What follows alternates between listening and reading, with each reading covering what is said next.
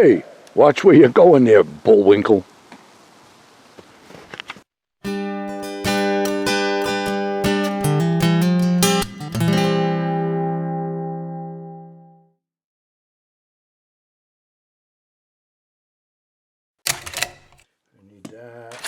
The project for today is to fix my snowmobile. But when I trade in my hammer and nails for nuts and bolts, well, some folks get skeptical. They even have their own ideas for the equipment needed to complete the task. Yeah, one of those. Do one of those. You want to pick some out? You gotta have one of those too, I guess. Daddy's little helper. That's gonna do it. All right. So how do you like my snowmobile? Alrighty, let's see. If it looks like I don't know what the hell I'm doing, it's because I don't. And my audience knows it. But I'm doing it anyway. Okay. So far so good. That looks like it's where it belongs. Sort of. Oops. Let's see. I know that goes in there. All the parts that I took off I've got in here, so hopefully we didn't lose anything. My friend and I just tore into it and started taking things apart and figured out what the problem was. He offered to come and help me, but I figured, you know, I could pull this off. We'll see.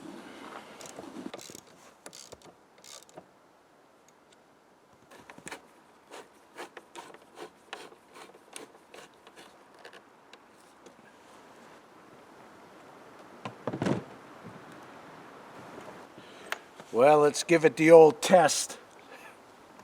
Here goes. Yes, sir. Now my foreman takes his skepticism seriously. Just because I got it to make noise doesn't mean it's fixed. Better come along for a test drive.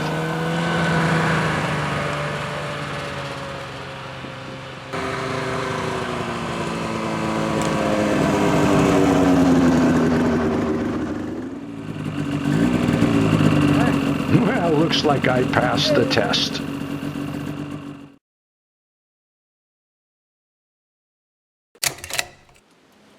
A while back in one of my videos I mentioned that all of the birds have disappeared from the mountain. We had a lot of birds at our feeders. We had, I don't know, 5 or 6 bird feeders hanging on a cable on the other side of the camp. And every one of those feeders was always full of birds. And we had goldfinches and house finches and nuthatches and chickadees, just a lot of birds. And then they disappeared. And we haven't had a bird at the feeder in several months now. Up until 2 days ago, we had only one goldfinch at a feeder. And we were like, oh, we got a bird, we got a bird. Wow, what a difference. And it fed from feeder to feeder. And we have the feeders scattered out. We got them on the edge of the woods. We got them hanging where we always had them hanging. There's one hanging over here now. We had one bird, but it fed all day, and we figured it's going to come back and bring its friends. Hasn't showed back up. When I posted that video and I mentioned about the birds, I had a lot of people comment that we weren't alone. It was happening where they were as well. And I don't remember if everybody told me what part of the country they live in. But I was talking with my sister in Maine not long ago, and she said that she had a lot of birds at her feeder, and now they're all gone. She's got pigeons and a few blue jays, but nothing else. All of the birds and the squirrels are gone. Well, we had a dozen or more little red squirrels outside at the feeder. And I'd be out there, and the birds would be landing on my hand, bouncing off of my head. The squirrels are 2 feet from my boot. They don't care. They're not afraid of me. And now we go out in the woods snowshoeing. We went snowshoeing today. and there's no birds. Barely any squirrel tracks in the woods. When we drive to town, I pay close attention. I'm looking everywhere for birds. You would always see them in the wintertime on the side of the road, and they're picking up the sand from the sand truck because they need it for their gizzard, you know. Not finding any birds. I see some blue jays, a few blue jays, and some pigeons. But that's it. Oh, about a week ago, on the drive to town, Lori and I were both driving and looking for birds. And we saw a pair of chickadees fly across the road in front of the Jeep, and that is it. So I'm bringing this back up again because I want you to let me know what you're experiencing and let me know what part of the country you're in. I'm really curious, okay, because this isn't an issue that we're having because of something that we have done. Like we cut a few trees down. Some people said the feeders are too low, they're too close to the house. Lots of little excuses like that, but it's not that because the feeders are the way they've always been, and we had a lot of activity here, and now we have none. So let me know what you're experiencing, and let me know what part of the country you're in. I really like to hear.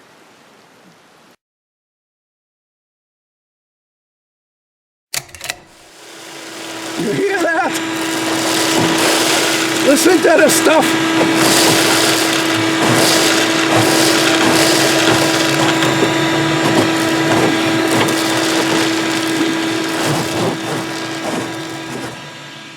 So we were vacuuming out the other side.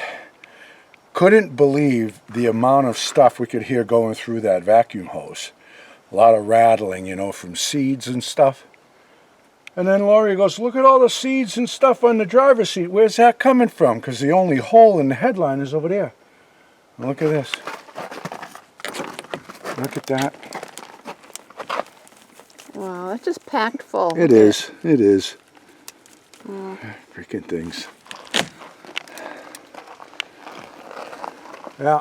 So all those folks that gave me flack about my bucket trap, I'd like to see how they react if this was their vehicle. They need a place to live too, you know. They might need a ride. They got feelings too. And they stink. They stink. A lot of people are asking for an update on my truck. In a video a while back, I said that I was calling the insurance company and they were coming up to look at the mouse damage. Well, I got to tell you, I'm pretty impressed with Geico so far. All right? I called them. I told them that the mice have really trashed my pickup. And they sent a guy up here. And he was here looking at the truck, sitting, and he went and sat in his car for a bit and came out with the estimate and gave me a check for $1,580. Well, it was actually $1,380 because I have a $200 deductible,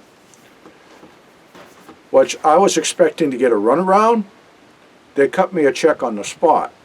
So I got to tell you, I'm pretty impressed with Geico so far. Well, so they had said to have the main fuse box replaced because when you open that up, it was all mouse poop in there, even though I couldn't see any damage aside from it being caked with poop.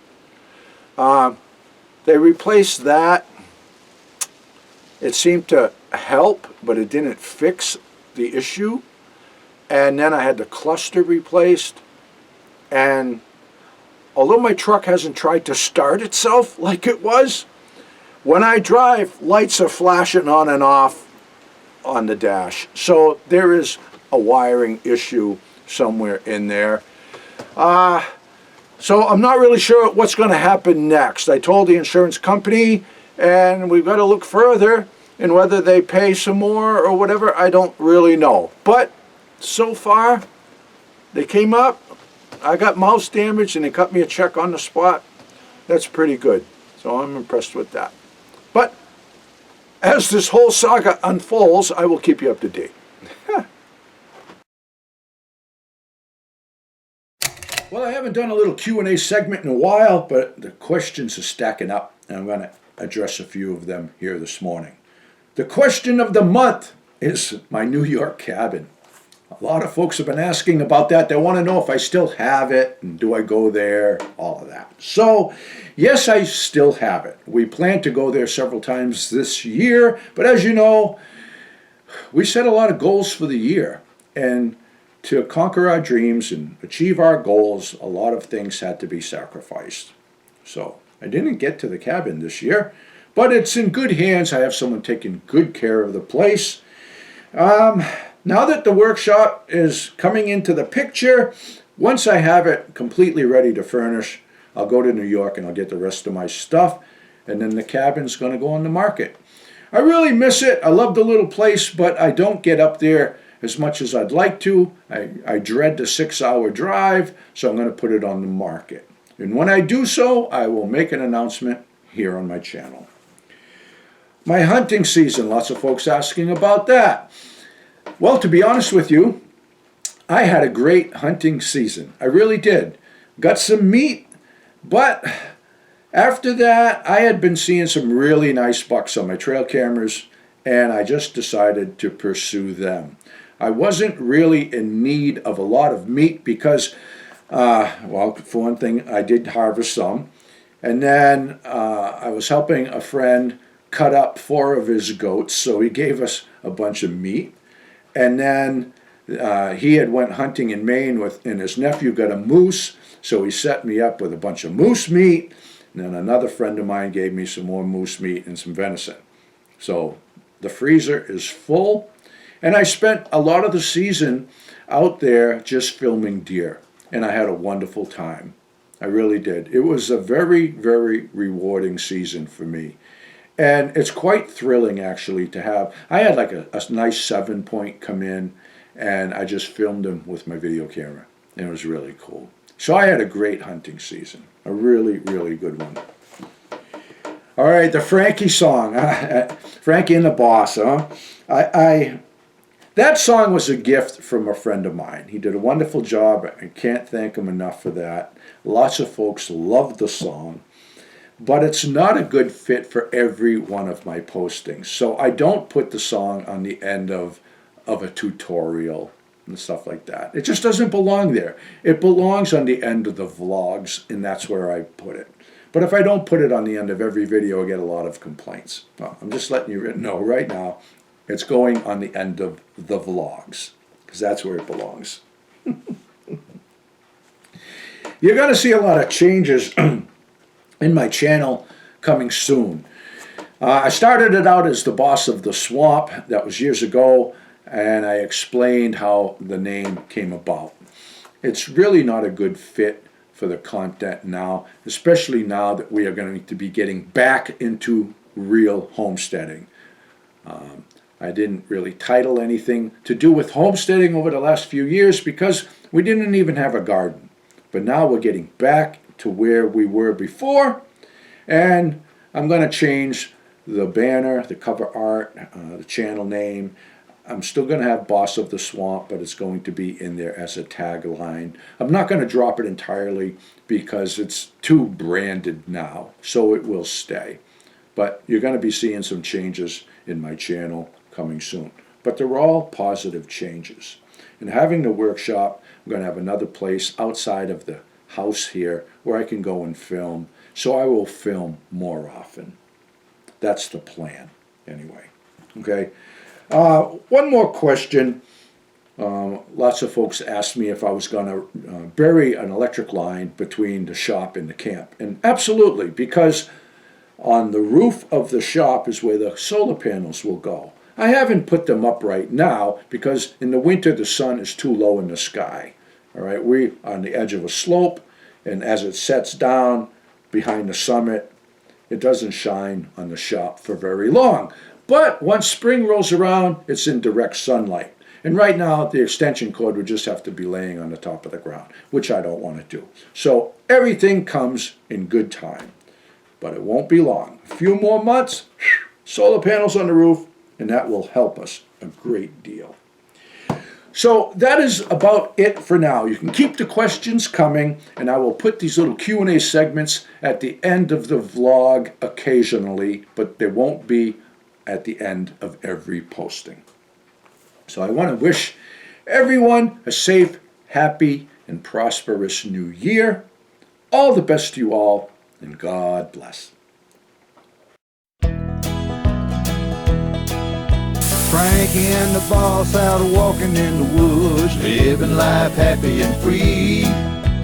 Tracks in the snow everywhere they go, there's a pokey way up in that tree. A beaver built a pond where they have some fun, taking life a day at a time. Best friends until the end, Frankie and the boss, Frankie and the boss, Frankie and the boss.